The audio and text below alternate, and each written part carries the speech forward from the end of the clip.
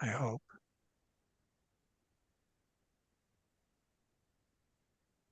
Come on.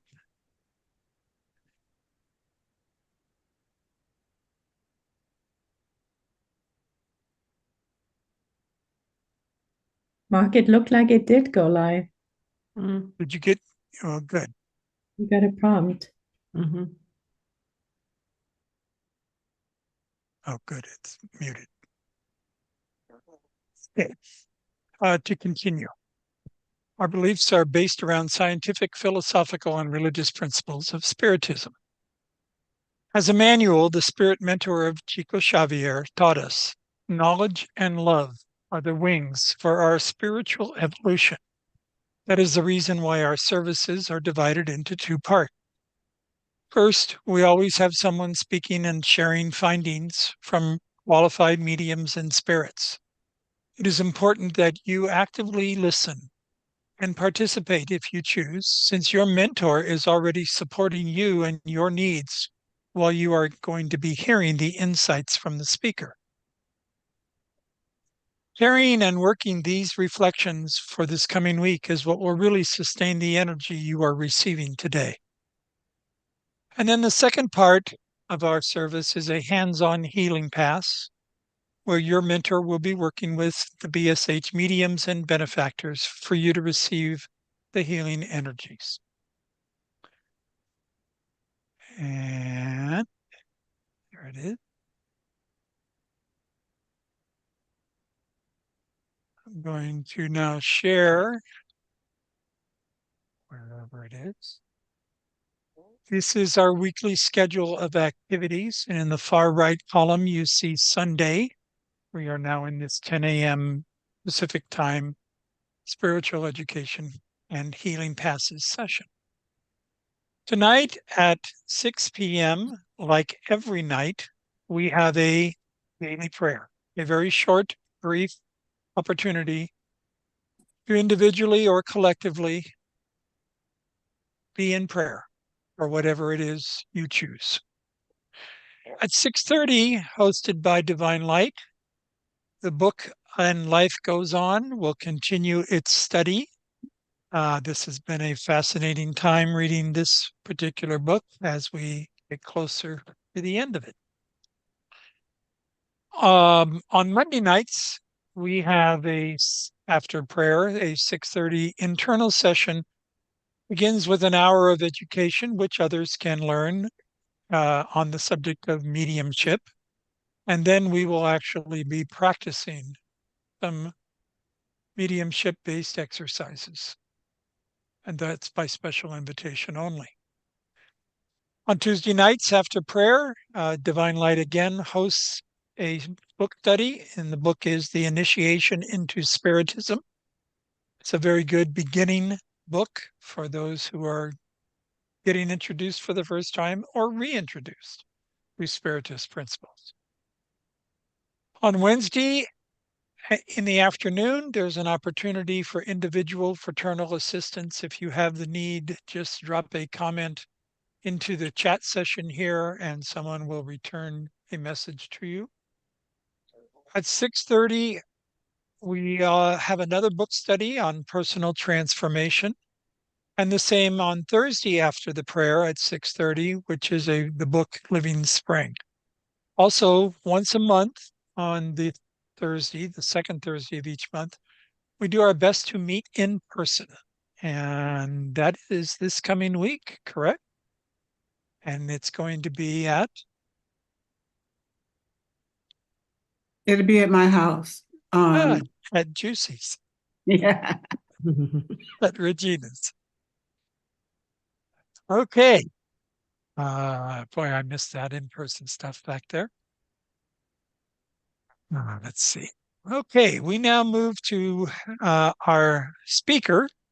Mm. And today, Sister Teresa will be delivering the message. Teresa is a longtime member of BSH in her affiliation with Spiritism. Does a variety of different activities with Kardec Radio, Divine Light, BSH, and wherever else asked.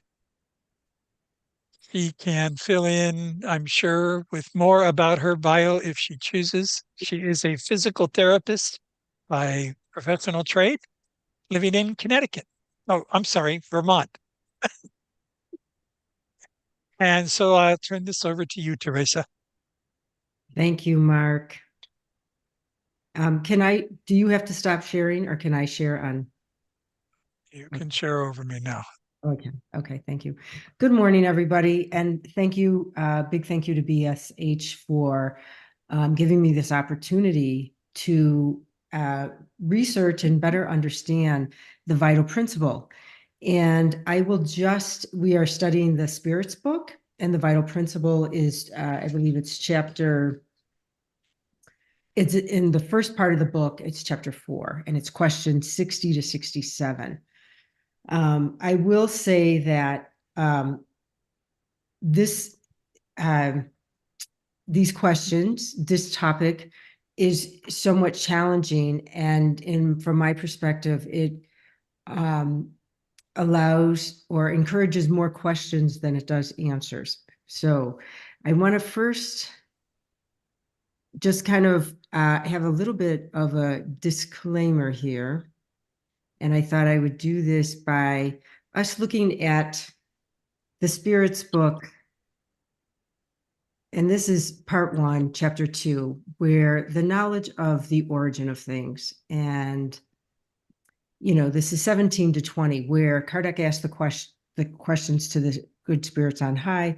Does humankind have the ability to understand the first principle of things? And they say, no, there are things that God does not reveal to human beings here in this world. Will human beings ever be able to penetrate the mystery of things that are concealed for them? And they say, the veil will be lifted as human beings achieve their purification.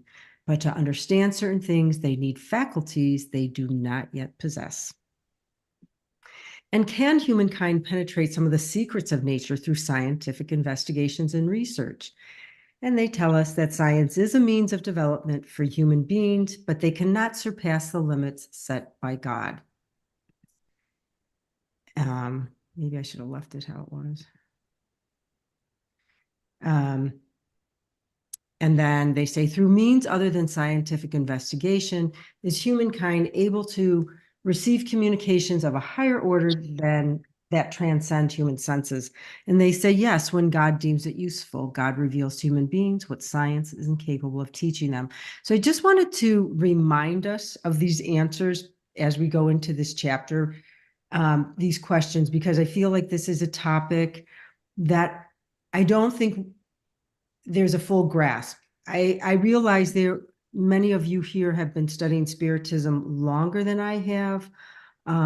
So, please jump in, but my disclaimer is that I am a student of Spiritism, not a scholar. So go easy on me.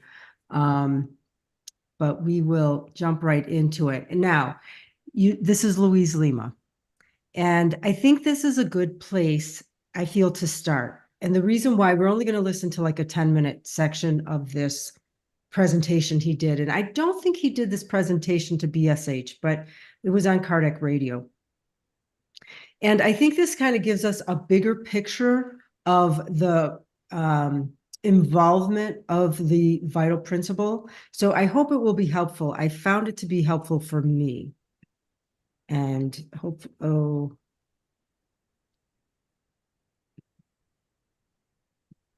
was afraid that might happen.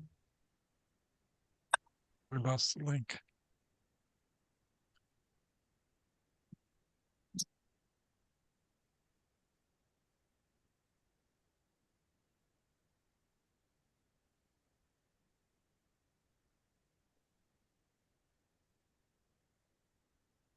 Oh, yes.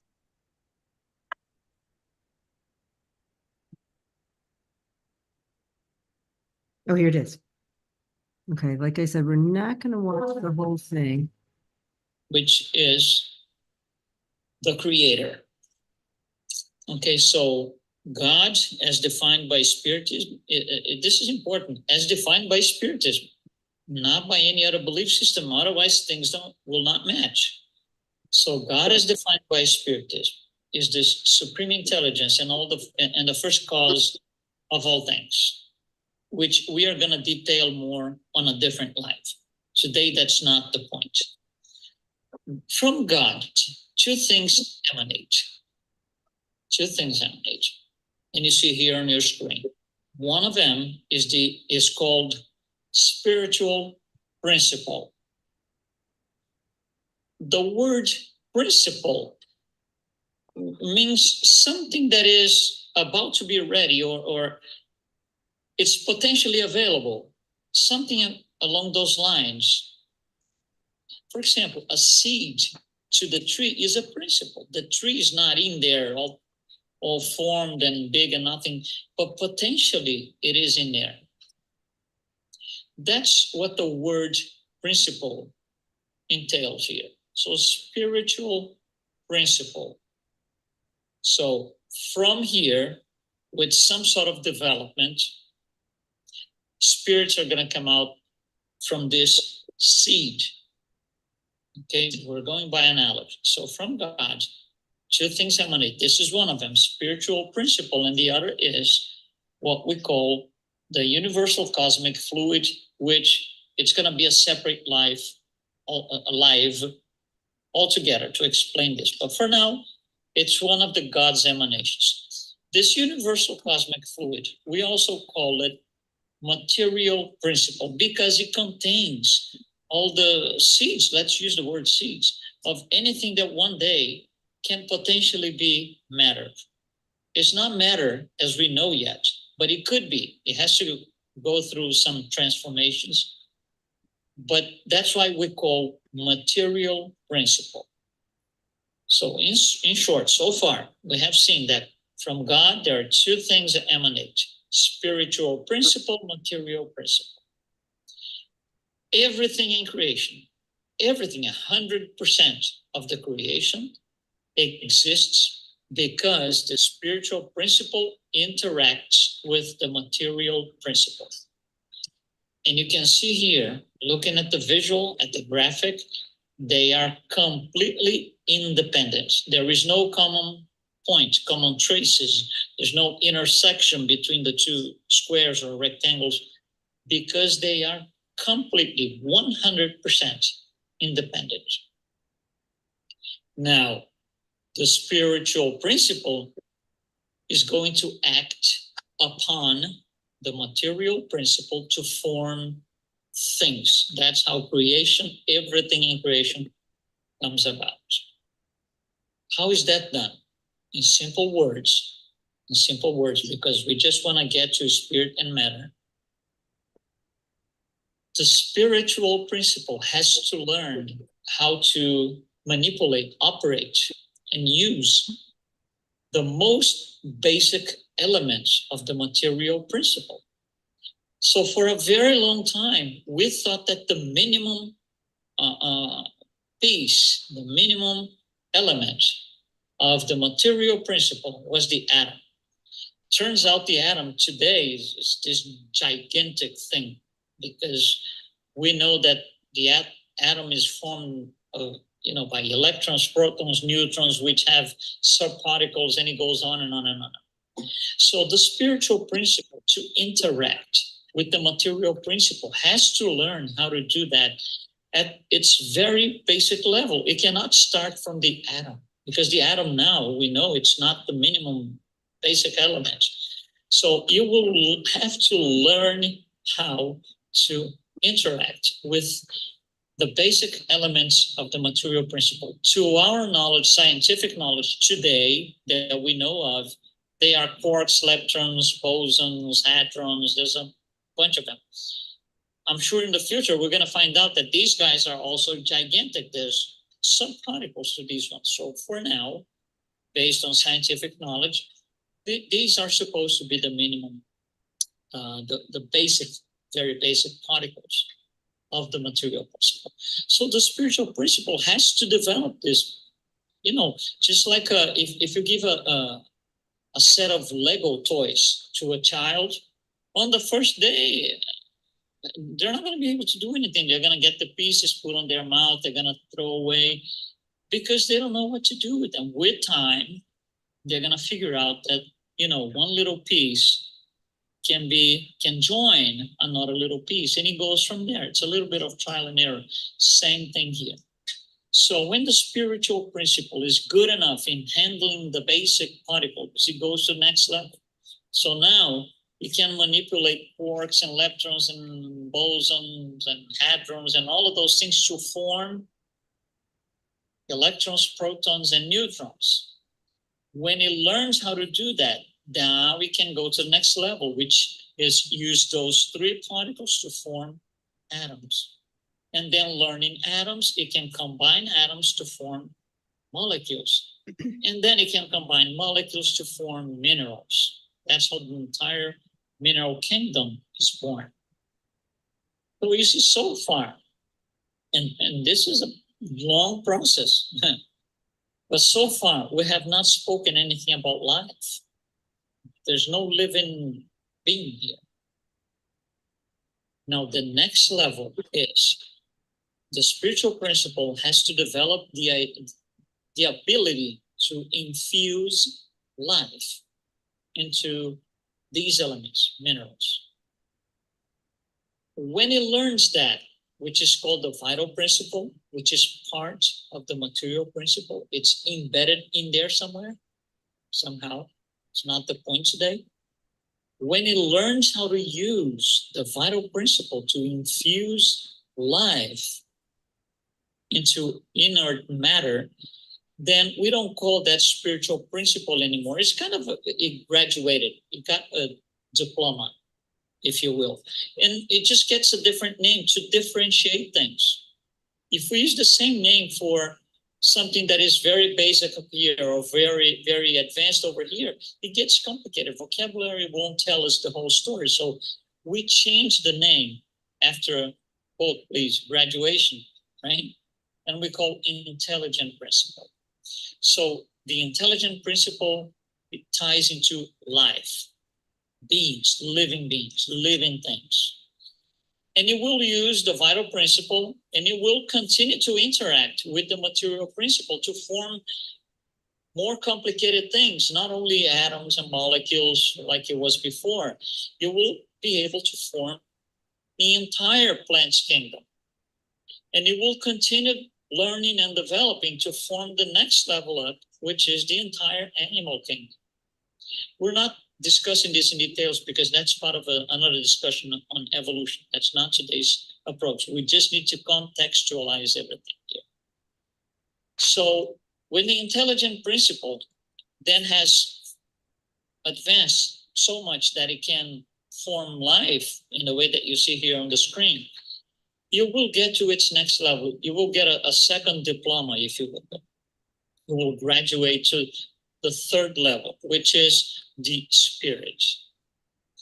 Now you see, until the animal kingdom, the intelligent principle cannot sustain individuality with its own consciousness. It cannot. But when it learns how to do that, then it becomes an individual, an intelligent principle individualized. This is a huge name. Can you imagine all the time saying individualized intelligent principle? Too complicated. Let's give it a shorter name. Spirit. That's what a spirit is. So the spirit will continue the interaction with the material principle to form other things. And it's going to form things that we can roughly, again, we're just laying out here. It's not to detail this today. It's for future. But it will form imponderable matter and ponderable matter. Imponderable matter is everything that we cannot see with we cannot perceive with our five senses. Okay, ponderable matter is anything that we can perceive with our five senses. That we can hear, listen, see, look and see. Those are ponderable things, ponderable matter things. Okay. So I hope that was helpful to get a bigger sense of the vital principle and how it plays into creation or our development. So we'll continue. We're going to look at the vital principle, and now we're going to go to the specific questions in the spirit book. So Allan Kardec starts out by helping us to understand organic beings versus inorganic beings. So organic beings are humans, animals, plants. And because they have an inner source of activity, there's life. They're born, they grow, they reproduce, and they die. They have organs for various life functions, most importantly, self-preservation. Inorganic beings are minerals, water, air, basically everything that's not organic. There's no vitality, there's no life. They're formed by the combining of matter, but they're unable to move on their own. So what we learn from the first two questions of this section is that the law of attraction is the force that unites the material elements in both the organic and the inorganic bodies. So this is a force that brings these materials together, is the law of attraction. It doesn't matter organic or inorganic, it's the same law. And that the matter of organic and inorganic bodies is always the same, but in organic bodies, the matter is animalized. And when we see this word animalized, we come to understand that this word is often used interchangeably with animal energy, magnetism, animal electricity, and so even vitality. So basically we can see that the organic bodies, the matter is alive. Okay. And so back in Genesis, in another codification book, in chapter 6 in the Genesis book, item 10, this is under general uranography, which is basically a branch of astronomy that's concerned with describing and mapping the cosmology. So this is Kardec's interpretation. And in here, he speaks about the forces that are built within the universal cosmic fluid on Earth. So we need to, that's important to say on Earth, because the universal cosmic fluid varies depending where it is, its characteristics and its nature. And so these forces on Earth that are within the universal cosmic fluid, so they're forces, they aren't necessarily the universal cosmic fluid, they're modifications of the universal cosmic fluid, and they present as forces are affinity, attraction, so we saw that law of attraction, cohesion, electricity, gravity, and magnetism. And so remember magnetism, that's also another word for vitality, you know, connected with the vital principle. So these forces are involved with the metamorphosis of matter. So when we see this word metamorphosis, we can think of transformation, but metamorphosis is actually something a little bit more. It's really the change or transformation of something into something entirely different. So I think a good example for us to understand would be like the caterpillar and the butterfly. There's a metamorphosis there that's completely two different things. One crawls on the ground, the other one flies. And that these forces are immutable laws that govern the universe. And so we can think of as immutable as they don't change. And it says govern the universe.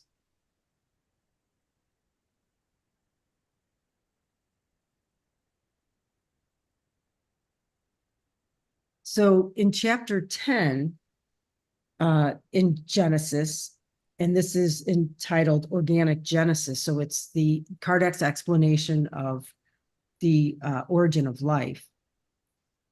He talks about the vital principle, and he says it has not been defined. although we realize it's this thing that's active in living organic beings, and it's extinct in the dead. It's not found in inorganic material. The vital principle provides the characteristic to distinguish between inorganic and organic substances. This is the thing that makes the difference between the two, because they're both coming from the material principle. He says that the vital principle becomes the life principle as a modification of the universal cosmic fluid. So if we remember in Louis Lima's presentation, that whole box on the right-hand side is the material principle, the universal cosmic fluid. And so it's a modification of that we find the vital principle inside, built in, inherent. It's hard to choose these words because it's not a thing. It's not a material thing, so to speak. Okay, and he makes these two statements as well in this chapter. He says, as organic beings are formed, they assimilate the vital principle that is necessary for their purpose. So organic beings, remember, animals, plants, humans, assimilating this life principle, but what is necessary for their purpose. So we know humans do things that animals and plants don't do. The vital principle develops in each individual by the same effect of the combination of the elements. So it's all coming from the same place, but interesting enough, we see its effect a little bit different on the different species. All right, so here in the next two questions, this is in the Spirit book, 62 and 63, Kardec wants us to understand that the vital principle is both a cause and an effect. And it causes, what does it cause? Well, the union with the vital principle causes the matter to be animalized. So as the vital principle is unified with material, the matter, the inert matter, it becomes animalized, it becomes alive. Its effect is life, because action of the vital principle on matter produces life. We see life. But what he also wants us to understand, and he really drives this home many times in the chapter, is that without matter, the vital principle is not life. So we can't think of it's like this clump of life just looking for, a clump of matter to animalize it. And then he says that matter cannot be alive without the vital principle. So the vital principle gives life to all beings that absorb and assimilate it. And so here back in Genesis on chapter 10 about the origin of creation, he says, he talks a lot about the vital principle, like heat generating, causing movement of a wheel. And he says that we can kind of think of the vital principle like that, this heat causes the wheel to move, and in return, the wheel is providing an energy to sustain the heat. And he says that's fine, but what would be even better is for us to think of it as organic beings, to think of them almost as a battery that it has energy, and that once this energy is no longer there, the battery stops. And also the source of the energy providing the completing the circuit for the battery, if that's not there, it doesn't work either. So I think at best what we can think about this is one hand washing the other, so to speak. That you can't have life without the vital principle, but without life, the vital principle can't keep existing.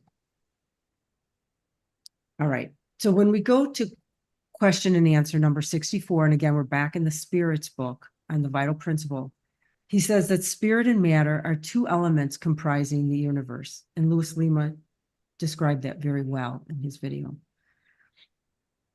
He says the origin of the vital principle is in the modified material principle in the universal cosmic fluid, which we understand that already. And then he says, the question he asked is, does the vital principle reside in any one of the bodies known to us? And the answer, an intermediary, the link between spirit and matter. And so what do we all know as a link between spirit and matter? Come on, somebody answer. Mary Spirit? All right. Thank you. Was that Charles? Yes. Yes. Yes, exactly. So he never says perispirit, or they never say perispirit. But they give us this answer, which they're describing the perispirit. Okay. So in question 66 from the Spirits book, Allan Kardec asked the spirits on high, is the vital principle the same for all organic beings? So I want everyone to take a moment and write in the chat either yes or no. You get 50-50 chance here, right? What do you think? Is the vital principle the same for all organic beings? And I can't see the chat, so someone has to tell me if there's anything in there. Any yeses, any nos? Yeses. Yeses, they're all yeses. Very good.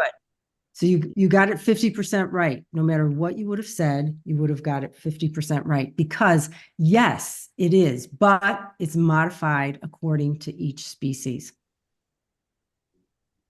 Right? It's for their purpose. So whatever the human life form, their vital principle is a little bit different from the animal versus the plant. So he says the vital principle enables all species to move and act.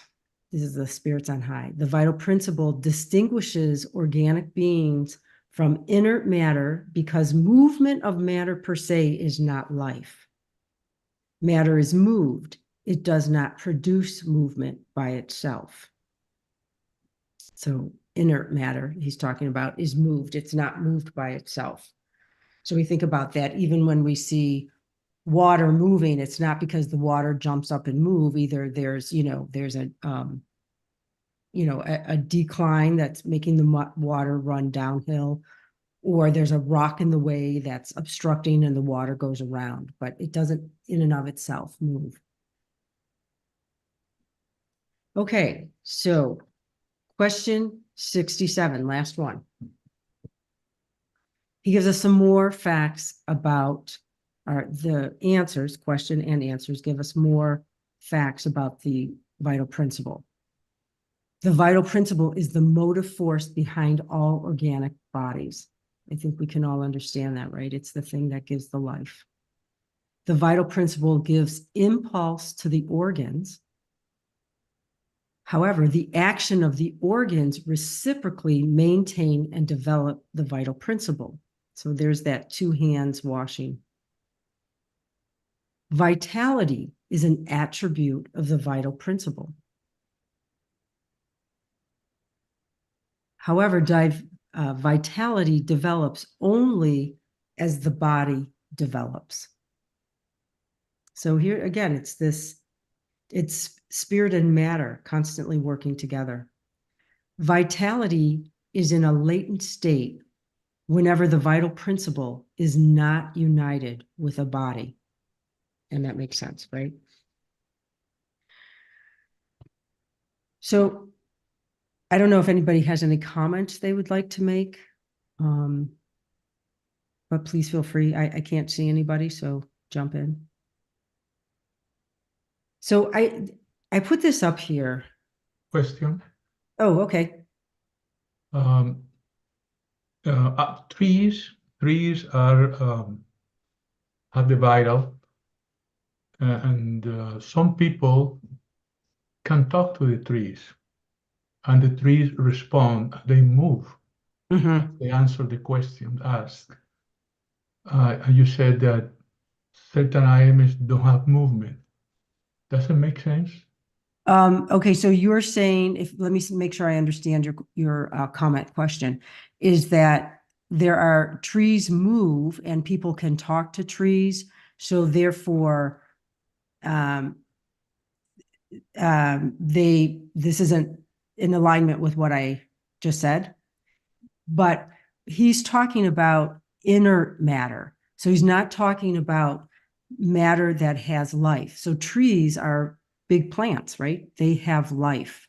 So yes, they move, they have the vitality. So when Yeah. he talks about matter not moving, he's talking about inert matter, matter that has not been animalized or has not been infused with the vital principle. The tree response is actually just a response to the impact of that the person asking or talking to the tree is projecting that energy. So the tree, as it has vital principle in it, is respond by some kind of reaction, but it's not even a conversation just yet.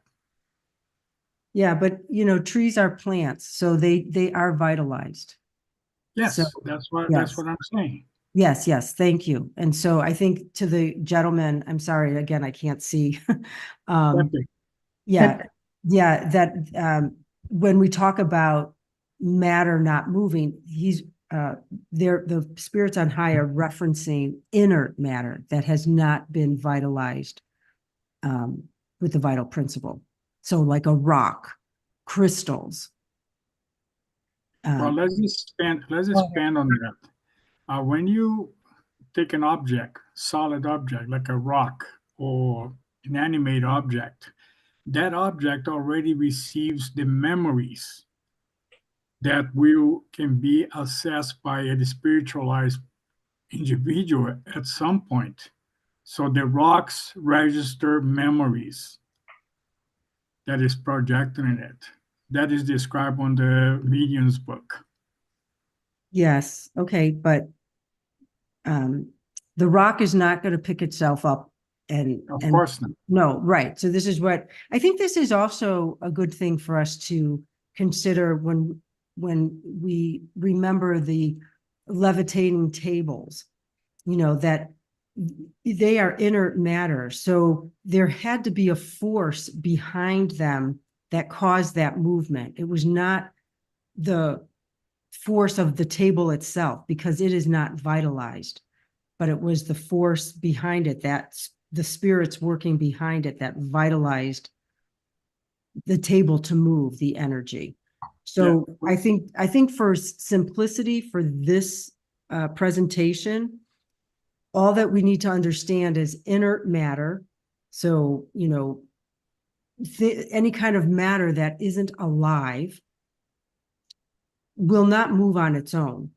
Matter that is alive, so plants, animals, humans, they are vitalized, they will have movement on their own. So I think we can just keep it that simple for this presentation. I have a follow-up question. Okay. In the chapter number 50 of the book, Nuestro Hogar, André Luis, when he's in presence of the sick husband of his former wife, he asks for Narcissa's help. And Narcissa disappears into the woods, and he mentioned that she talks to the spirits of the trees. Mm-hmm. And they provide her with some input on how to cure. It's not very clear what the issue, what the information was, but it is mentioned by André Luis there. Yeah. So there is some spirits within the tree. Sure. And that's in correct alignment with what the spirits are presenting with us here, because the tree is vitalized matter. It has life infused. the crystal, the rock, for this presentation doesn't. I know Charles is going into memory in that, but for this presentation, we're just comparing matter with life, matter without life. So what you presented about the trees, I guess if you want to say the spirit of the tree, I don't know. Yeah, it's in line with what we're presenting here. So it is vitalized, and does that make sense? I mean, Yeah, and when we go back to Louis Hu and his diagram, we saw that the vital principle came from the intelligent principle. So yeah, it totally overlaps. It's absolutely true. Trees are part of that. They have the vital principle. They're part of the vital principle. yeah. So I think what you're saying, Pepe, and what Teresa is saying is really the same. Yes. And the word metaphorsis, it also can be compared to scaffolding.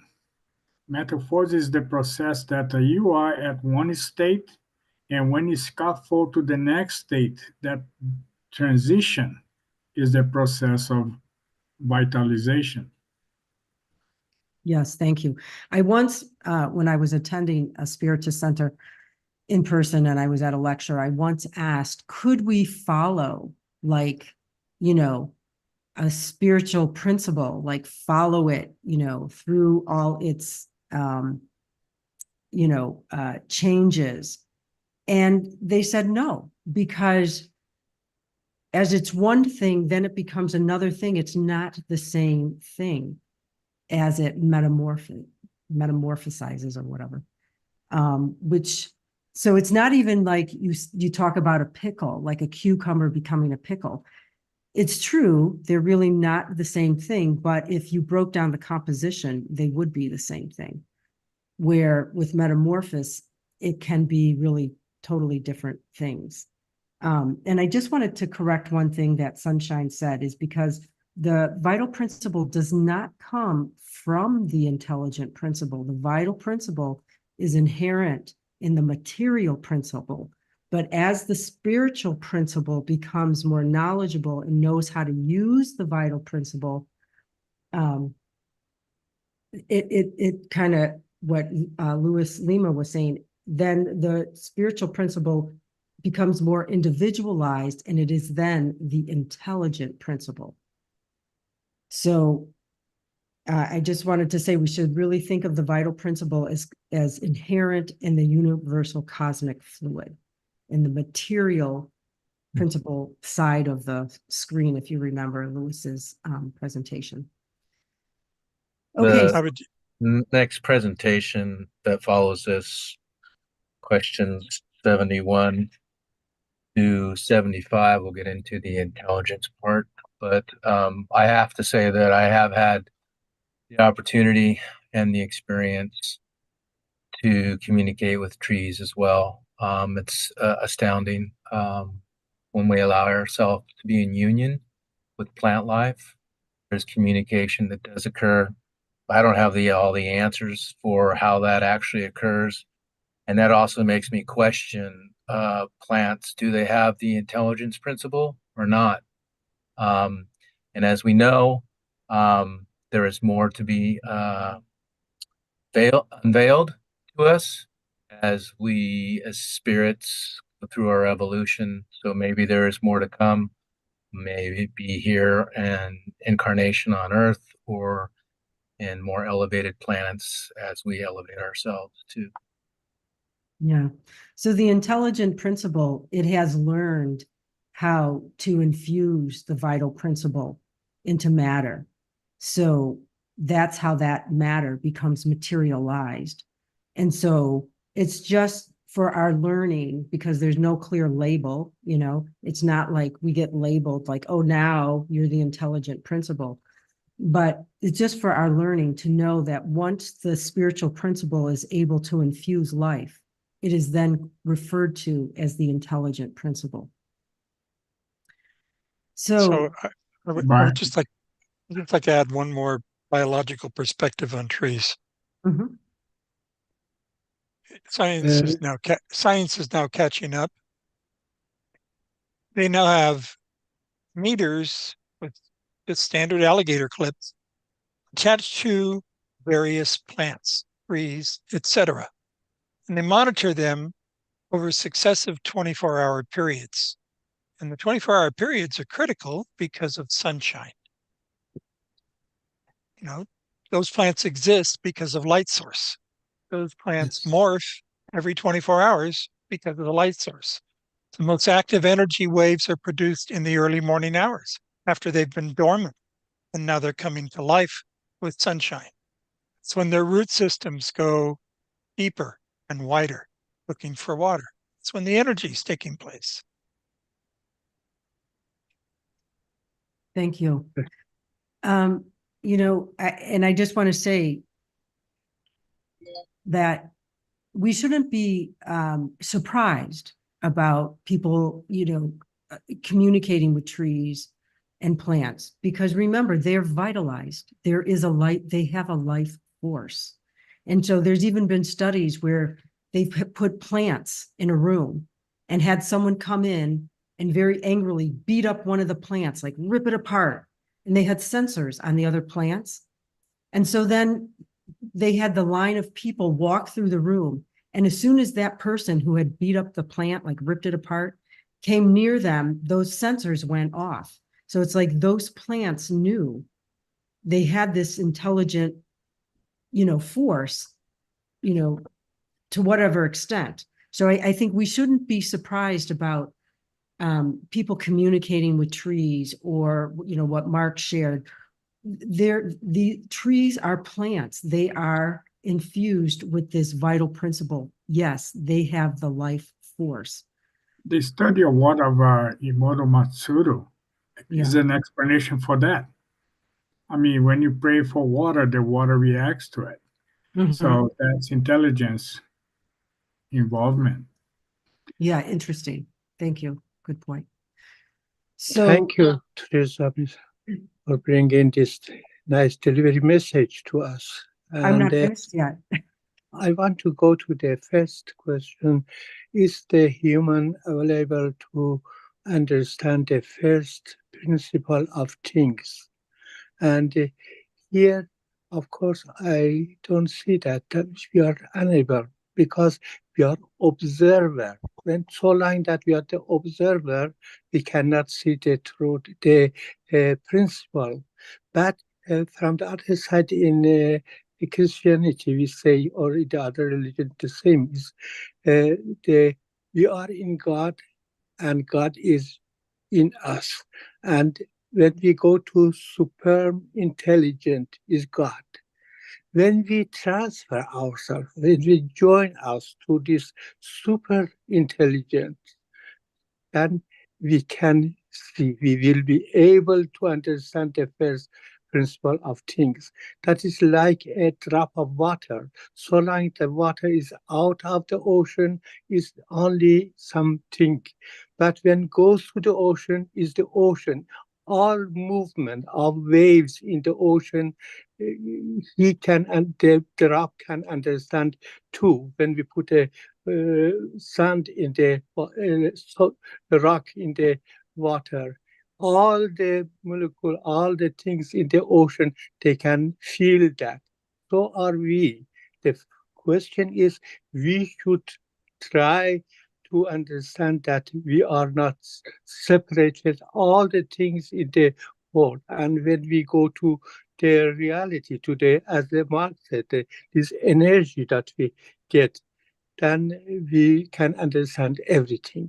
And of course, maybe right now is a theory that I'm sure that later they will find out how we can do that. Of course, they said, as Jesus said, that we are only one. Everything is one. Thank you. Thank you, Mohsen. And Louis Lima pointed that out very, what's the word I'm looking? He pointed it out in his presentation as he started, that the supreme intelligence is God, and everything is coming emanations from God. So there's no problem with what you shared with us, Mohsen. It's exactly what we're talking about here. And we're just breaking down for our understanding about how the vital principle is possibly involved with our origin. Okay, so it's emanating from God. So yes, we are in God, God is in us. There's no question. And this presentation does not in any way want to oppose that. Okay. So,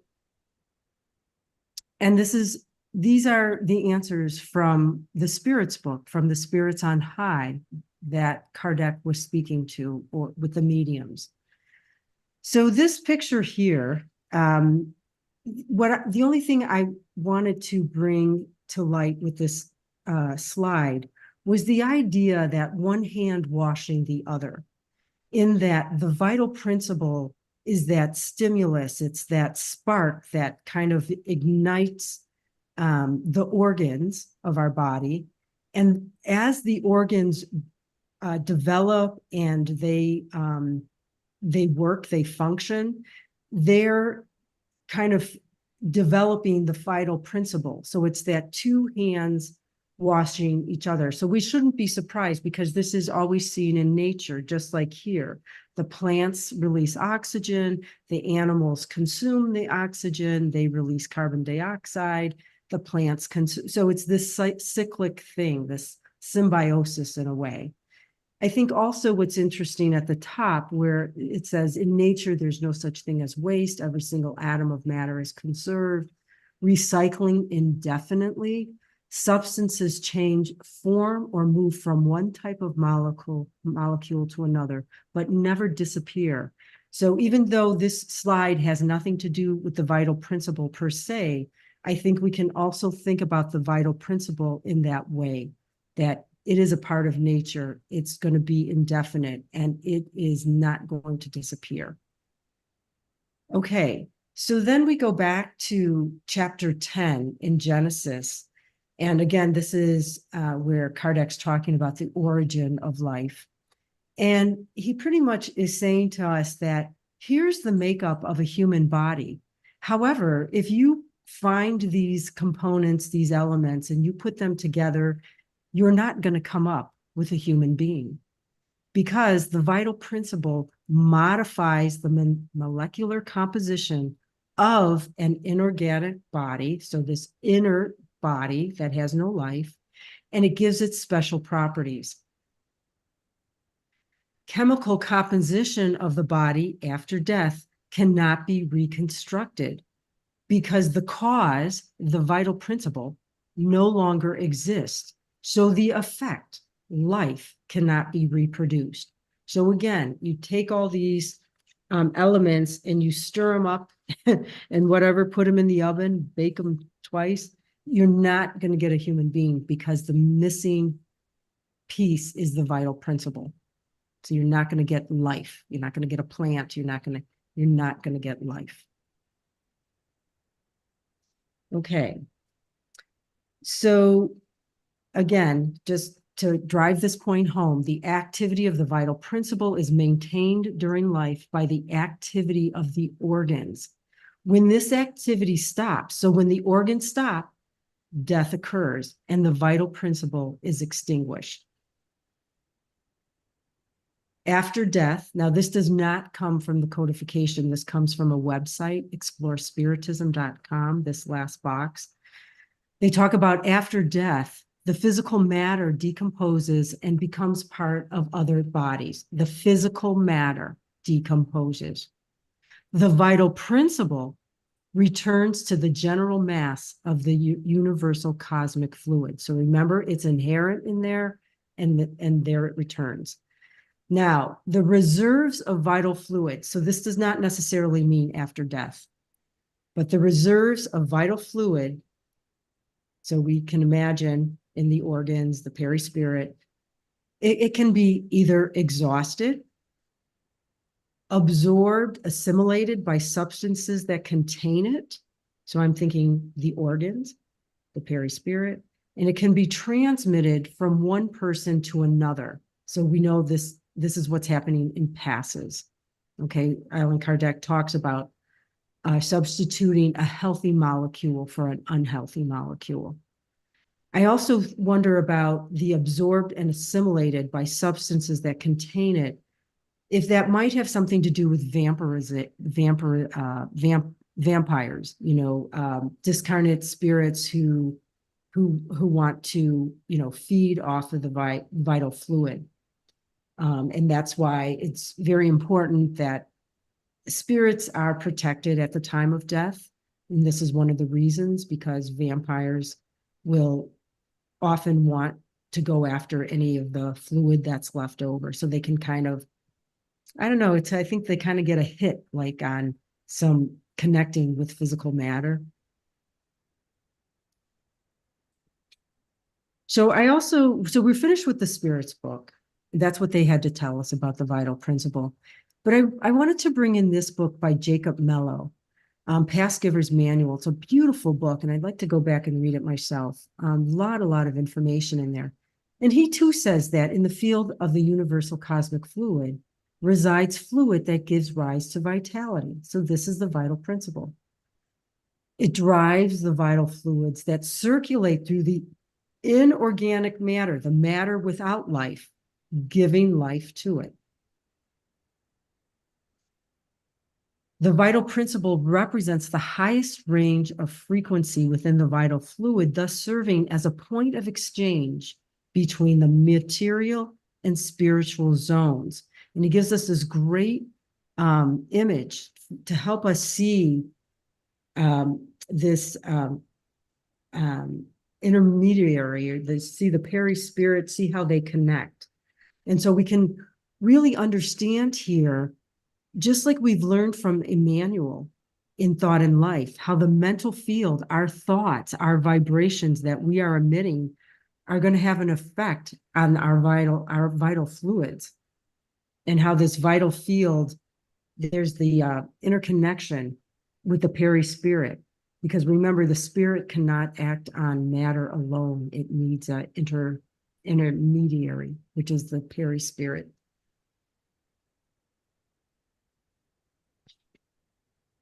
And so we learn that the vital field is the place where the vital fluids are found, where life takes place and magnetic fluids are radiated. So remember that word magnetism, vital, they're interchangeable and often used interchangeably within Spiritism.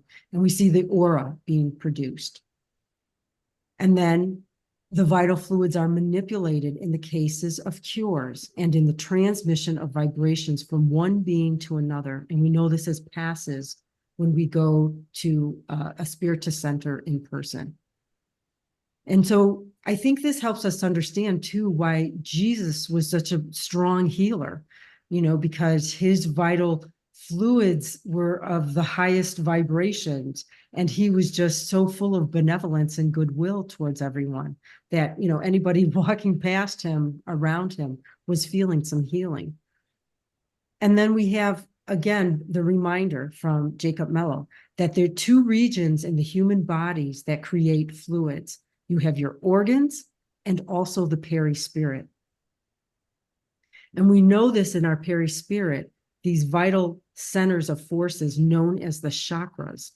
It's the vital field in the human being. It's like a circuitry structure. They're separate, the chakras are separate, but they're interdependent. They're distributed in specific regions of the peri-spirit. And so we have many hundreds of them, but these are the 7 principal vital centers, the chakras. The crown, the frontal, the throat, cardiac, gastric, sometimes called solar, the splenic, sometimes called sacral, and the genital, sometimes called base or the root chakra. And the colors represent the different vibrations. We can see the white at the very top as a higher vibration, as opposed to the genital, the lower vibration, more coarse. Okay, now, just to wrap it up, if it's still confusing, here's a 2-minute film that might shed more light or bring it together for people. So 2 minutes.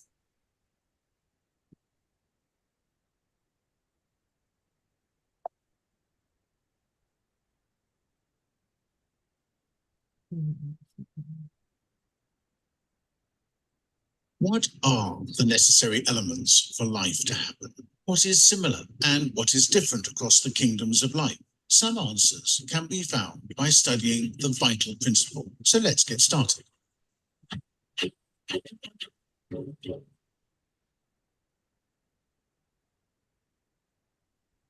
As we studied earlier, all universal matter originates in the organization of the primitive particles found in the universal cosmic fluid. Such particles form, through the law of attraction, from the simplest inorganic bodies to complex organic beings, such as plants, animals, and finally, the human being. The matter of organic beings is animalized, a process caused by its union with the vital principle. The vital principle is a specific organization of the universal fluid itself. Metaphorically speaking, it is the energy that is stored inside the battery that makes a mechanism work. Its quantity and quality vary according to the complexity of the organism. It is modified to meet the needs of each species. New functionalities are being added, such as instinct in the case of animals, and intelligence in the case of humans. When this vitality runs out naturally, or when an important organ loses its ability to absorb and transmit to its neighboring organs, physical death occurs. The inert matter decomposes and is used to form other beings. The vital principle returns to the vital mass, and the spirit follows its evolutionary journey.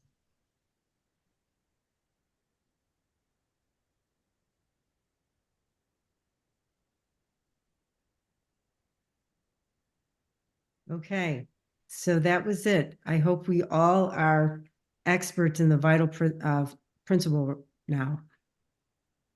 And if anyone would like to make any more comments.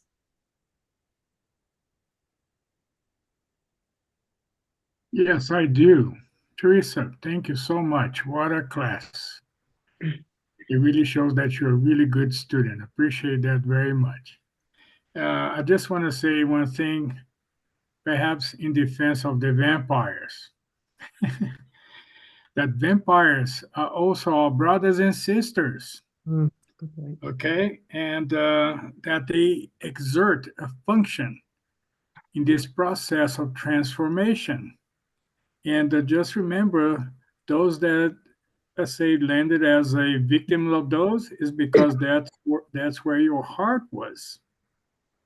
So it's up to us not to fall prey for those. Continue to study and evolve and educating ourselves. But anyways, and also just to say that we are currently in our human form, and this is not our final destination yet. So thank you very much for a great class. Thank you. Thank you. Thank you. Thank you all for contributing and asking questions.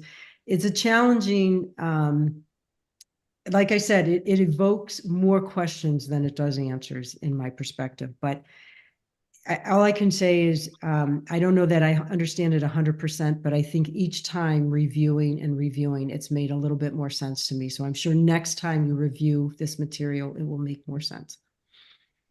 So thank you so much. And I think we're probably ready to go to our next session.